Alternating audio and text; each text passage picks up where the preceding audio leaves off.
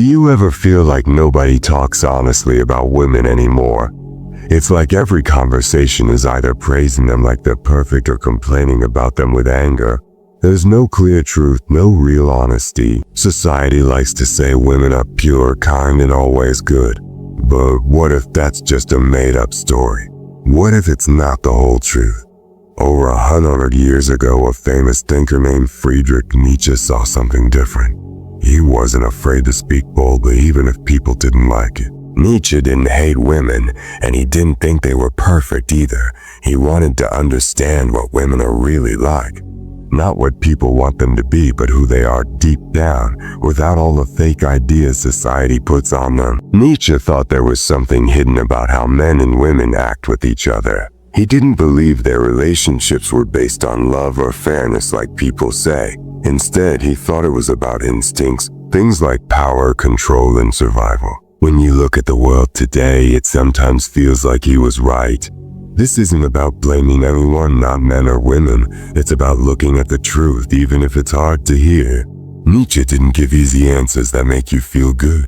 He gave something better, a way to see things clearly, without lies. If you're tired of hearing fake stories about love and want to know what Nietzsche really thought about women, keep reading. His ideas might change how you think about love, power, and even yourself. Let's start with one of Nietzsche's big ideas. He said men don't love women for who they really are. Instead, they love a picture of women they make up in their heads. This picture makes men feel safe, happy, or even better than women.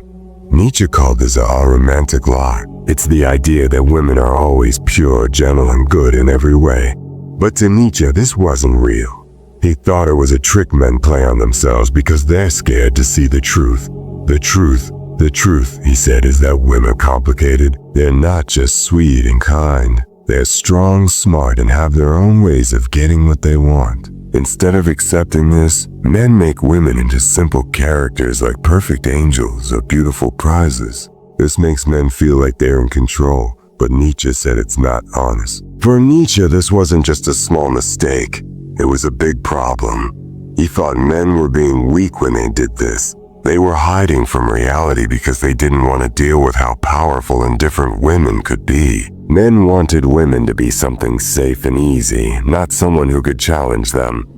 So they created this fake idea of the perfect woman who's always good and never makes trouble. But when a real woman doesn't act like this perfect picture, when she's strong, independent, or makes her own choices, men get upset. They feel like she's betrayed them. Nietzsche said this isn't her fault. It's the man's fault for believing in a lie instead of seeing the real woman in front of him. Nietzsche didn't think women were weak at all. He thought they were strong in a special way. Men might show their power by being loud, fighting, or being in charge. But Nietzsche said women have a quieter kind of power. It's not weak, it's just different. Long ago, women didn't have the same chances as men.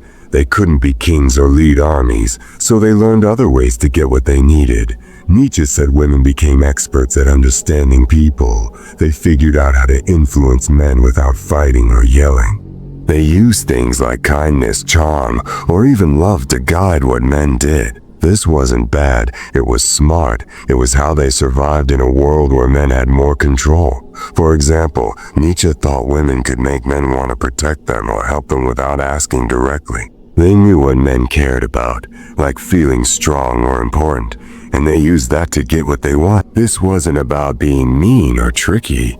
It was about being clever in a world that didn't give women any choices. Nietzsche admired this. He said women were like quiet leaders shaping things from behind the scenes. While men built castles and fought wars, women were influencing the men who made those things happen.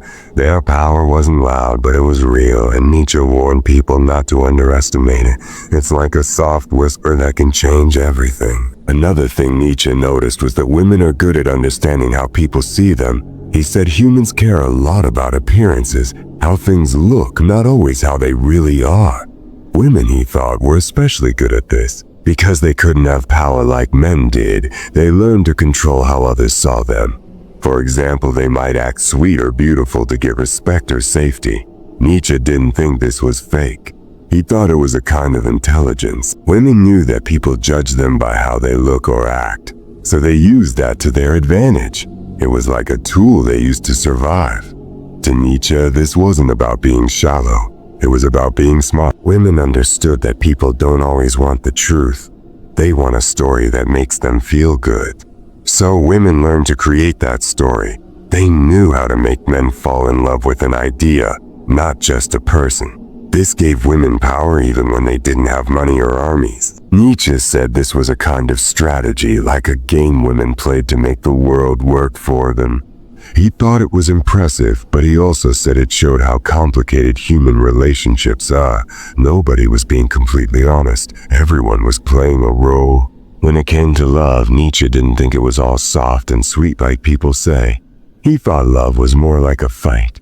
Men and women want each other, but they want different things. Men, he said, want women to be like their dreams, beautiful, kind, and perfect.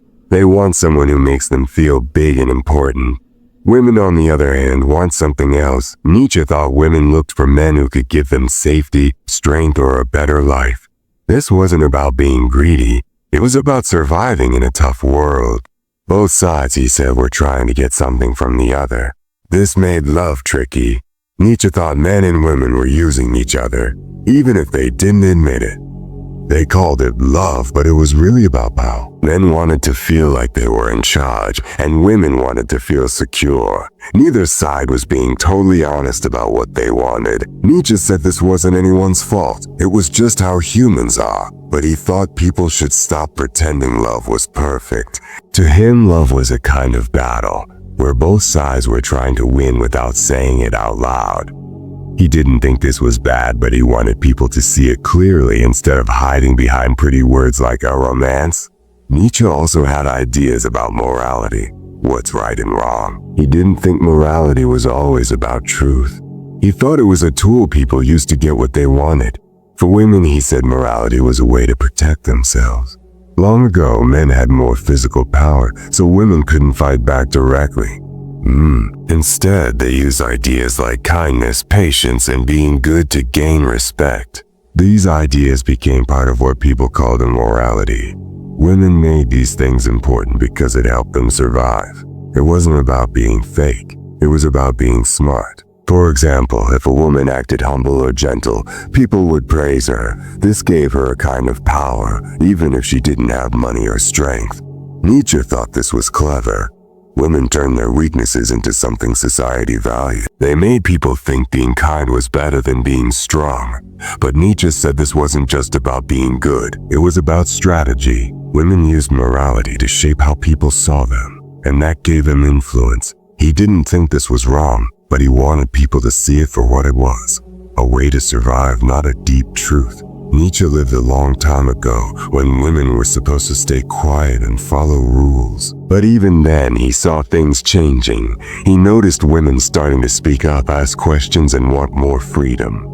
He wasn't shocked by this. He thought it made sense. He believed women had always been strong, but their strength was hidden. They had to act soft and gentle to get by, but now they were starting to show their power openly. Nietzsche thought this would cause big changes and not everyone would like it. He said men were used to feeling stronger than women. If women didn't need men anymore, if they could live on their own, make their own money and make their own choices, men would feel scared. They wouldn't know what to do if women didn't act like the perfect picture they had in their heads. Nietzsche thought this could make men angry or bitter, not because women were doing anything wrong, but because men weren't ready for the truth. A woman who didn't need a man was powerful in a new way, and Nietzsche said that kind of power would shake things up. He didn't think this was bad, but he thought it would be hard. When women stopped hiding their strength, the world would have to change. Men and women would have to figure out new ways to talk to each other, new ways to live together. It wouldn't be easy, because people don't like change. Nietzsche said this wasn't just about women being free. It was about everyone having to rethink who they are. He thought it would cause arguments and confusion, but it was something that had to happen. Even though Nietzsche said all these things, he wasn't trying to be mean to women. He wasn't trying to say they were bad or that men were better. He just wanted to tell the truth even if it made people uncomfortable. To him, the truth was more important than anything else. He thought men and women were both stuck in a game where they lied to each other. Men pretended women were perfect, and women pretended to be what men wanted. Nietzsche wanted them to stop pretending. He imagined a world where men and women could be honest with each other. In this world, men wouldn't need women to be their dream girl, and women wouldn't need to act sweet to get what they wanted. They could both be real, strong, weak, good, bad all at once. They wouldn't try to control each other or hide who they are. Nietzsche thought this was hard to do. Most people, he said, would rather stay in their fake stories because it's easier. But for those who were brave enough to face the truth, something amazing could happen. This new kind of relationship wouldn't be about one person being better than the other. It wouldn't be about love songs or big promises. It would be about two people who see each other clearly. No lies, no tricks. They wouldn't need to fight for power because they'd both be strong in their own way. Nietzsche didn't think this would happen easily. People would have to let go of their anger. Men would have to stop being mad at women for being strong, and women would have to stop being mad at men for holding them back. Only then could they build something new, something honest. Nietzsche's ideas about women weren't simple. He didn't say they were good or bad. He said they were human just like men. They had their own strengths, their own strategies, their own ways of surviving. He wanted people to see that instead of believing in fake stories. His thoughts can feel harsh sometimes, but that's because he cared about the truth more than making people feel good. When you read what Nietzsche said about women, it makes you think. It makes you wonder what's real and what's just a story we tell ourselves. And maybe if we listen to him, we can find a way to be more honest with others and with ourselves. See you next time. Don't forget to like, subscribe, and share.